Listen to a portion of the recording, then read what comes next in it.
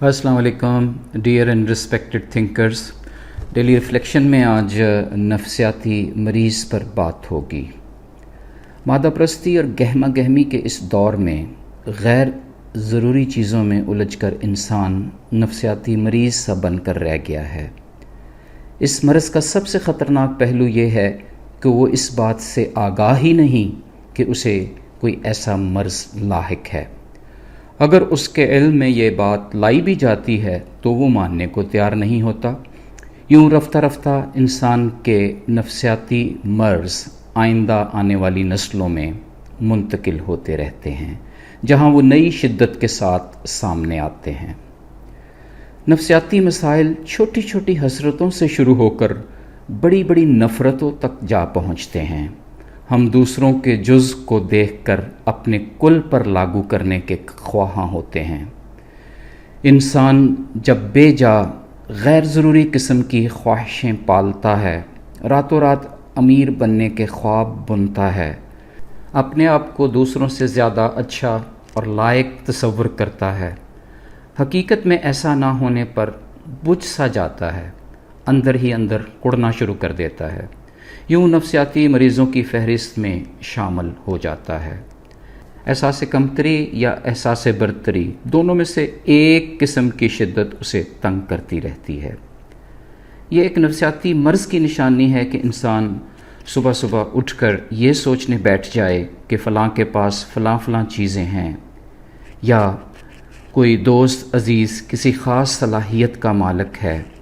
کسی ایک انسان کے پاس اعلیٰ عہدہ کسی دوسرے انسان کی سردردی کا باعث اس لیے بن جاتا ہے کہ وہ دوسرا اصل میں احساس کمتری کے نفسیاتی مرض میں مبتلا ہو رہا ہوتا ہے.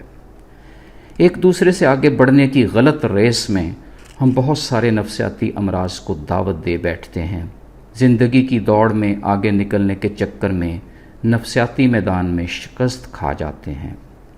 بعض اوقات ہم کسی چیز کو پانے کے لیے بضد ہو جاتے ہیں، حالانکہ وہ لا حاصل ہوتی ہے، اور بعض اوقات رب کی ذات نے ہمیں بے جا نعمتیں عنایت فرمائی ہوتی ہیں، ہماری اس پر نظر نہیں جاتی، بلکہ دوسروں کی ایک معمولی سی چیز پر مر مٹنے کے لیے تیار ہو جاتے ہیں. کتنا عجیب نفسیاتی مرض ہوگا کہ اپنے پاس موجود ان گنت نعمتوں سے لطف اندوز نہیں ہوتے، اس سے بھرپور استفادہ حاصل نہیں کرتے، بلکہ دوسروں کی ایک ایسی چیز سے مرعوب ہو جاتے ہیں جو اس دوسرے شخص کے لیے قطعاً غیر اہم ہوتی ہے. یوں مادی دوڑ میں آگے نکل جانے والا احساس برتری کا شکار نفسیاتی مریض تنہا رہ جاتا ہے. لیکن عجیب اتفاق ہے کہ کچھ لوگ اس تنہا رہ جانے والے نفسیاتی مریض کو اپنا رول ماڈل بنا بیٹھتے ہیں. نتیجتاً نفسیاتی مریضوں کی تعداد میں اضافہ جاری رہتا ہے. کسی بھی قسم کے نفسیاتی مرض سے بچنے کا بہترین طریقہ یہ ہے کہ اپنی ذات کو، اپنے وجود کو، اپنے خوبصورت دماغ کو اپنے ہی کنٹرول میں رکھیں.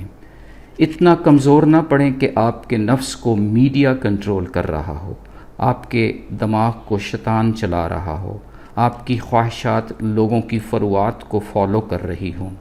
زندگی آپ کی ہو مگر اسے بسر کوئی اور کرتا رہے. آپ تو اپنی ذات میں منفرد ہیں. اپنی انفرادیت میں چھپے بیش بہا خزانوں سے استفادہ حاصل کریں. اپنی ہی ذاتی گاڑی کی ڈگی میں بیٹھ کر کسی کا نیا سائیکل دیکھ کر کڑنے سے بہتر ہے کہ اپنی ڈرائیونگ سیٹ میں بیٹھ کر پراڈو میں بیٹھے اشخاص کو مسکرا کر دعائیں دیتے گزر جائیں. ہر کوئی اپنی ذات میں مقدر کا سکندر ہے. بعض مادی پراپرٹی رکھتے ہیں جبکہ بعض روحانی خزانوں کے مالک ہیں. چوائس آپ کی ہے کہ مادیت کی رو میں بہہ کر نفسیاتی مریض بن جائیں یا روحانیت کے سفر میں رب تعالیٰ کو عزیز ہو جائیں. مادہ پرستی ہمیں یا تو احساس کمتری کا شکار کر دیتی ہے یا پھر احساس برتری کا.